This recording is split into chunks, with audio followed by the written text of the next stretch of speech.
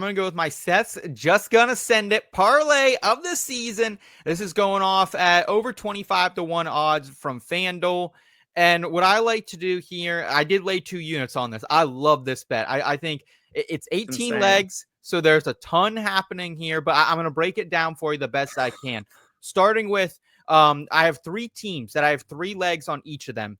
And it starts with the Bills to make the playoffs. I feel great about that. Really great strength of schedule for them. Weak division. I also have them to win the AFC East, go over 9.5 wins as well. So that's kind of 3 legs are knocking out right there. Unless something catastrophic happens, like a Josh Allen injury, I think the Bills are back on top of that division once again. I also have the Texans to make the playoffs, to win the AFC South as well, and to go over 7.5 wins.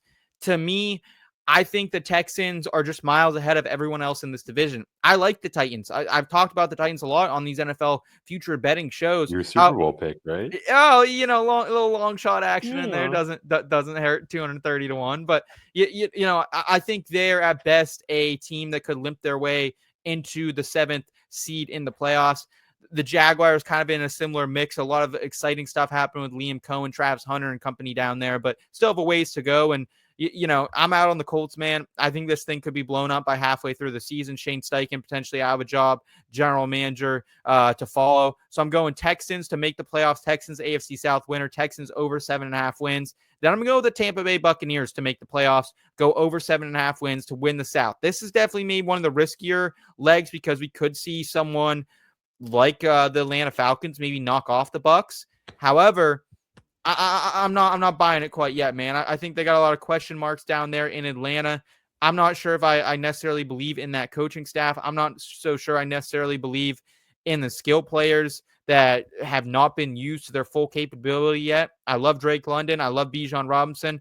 Don't know what's going on with Kyle Pitts. We're hearing trade rumors already. So a lot of question marks there for me. I'm also going Baltimore Ravens to make the playoffs, go over 9.5 wins. That feels great. Philadelphia to make the playoffs, go over 9.5 wins. The Chiefs to make the playoffs, go over 9.5 wins. So I'm kind of just taking a lot of this minus money juice. And then I'm also the last 3 legs of this 18-leg parlay.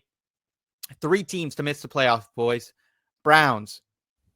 I don't think I need much more context than that. They got issues at quarterback. Do have a great defense, but at the same standpoint, don't have a lot of proven players on that offensive line. The Saints to miss the playoffs with Tyler Shuck. And then another risky leg here. I think a lot of people say the Colts to miss the playoffs. Again, I'm full fading Indianapolis this season. So, Eric, what leg burns me if there's one of them here? What do you think it is? I believe it is the aforementioned Tampa Bay Buccaneers leg in particular. I worry about their ability to make it out of the NFC South. They are the favorite heading in, and rightfully so by most measures. But yeah, I feel like I've become a broken record on these airways. I don't think we account for the volatility of head coaching or offensive coordinating or play calling changes on a season over season basis enough as a community, right? We have Liam Cohen heading out the door. Yes, Jonathan Grizzard, the Grizzler, was there last year, but this is his first time wearing that headset, holding that play calling card. We don't know exactly how he's going to respond to this moment. So not saying you necessarily have to discount him, but just an open question, right? We don't have the stability of the offense that made the Buccaneers what they were last season as a definitive checkbox heading into 2025.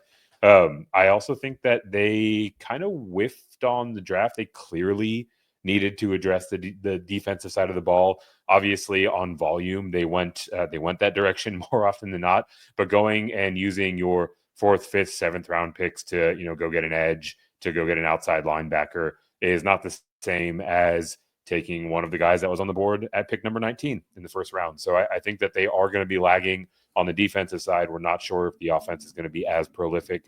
And the thing that you mentioned that I think is really material, I am very bullish on this year's version of the Atlanta Falcons. I think that they can come up and make a lot of noise in this conference. I think they're going to be at minimum part of the wild card conversation. They'll be on the graphic down the stretch run. And how many years have we seen this NFC South have an 8-win team? Oh, it's gonna be a sweater. Year, yeah, right? yeah, that's gonna be the sweater leg. Yeah, This is the one that I'm most worried about. But on the whole, like, I mean, these are all favorites individually for a reason, right? So I think you're finding a way to get exposure to a number of odds-on, very likely outcomes, just all coupled together for a juicy 25-1.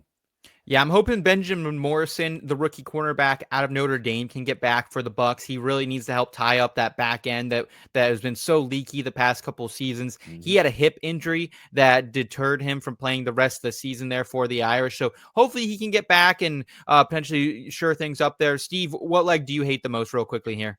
The number of them. You're playing this as if you're playing Madden with injuries off. It's just so many things have to go perfectly right. Yeah, it's true. One guy twists an ankle or breaks a bone and is out for the year. Like this leg's looking weird. Yeah, I do like the structure overall, right? Like if you want to take a more conservative approach, you can just break this up into pieces and have a lot of really well correlated narratives, right? Yeah. If the Bills are winning over 9.5 games, they're making the playoffs and they're very likely winning the AFC East, right? Well, that's so you can go through and look at these that different chunks where one is tied to the other in terms of the likelihood of the outcome, and be looking maybe not at 25-1, but still some nice numbers overall. Yeah, that's why I was so, intrigued to make this play, is that usually FanDuel won't let you put legs that are kind of correlated together, like the Bills winning the East, the Bills going over 9.5 wins to make the playoffs. So yeah, even if you don't like this, Seth's just going to send it parlay of the season. Consider maybe just breaking it up in some different legs and going after it like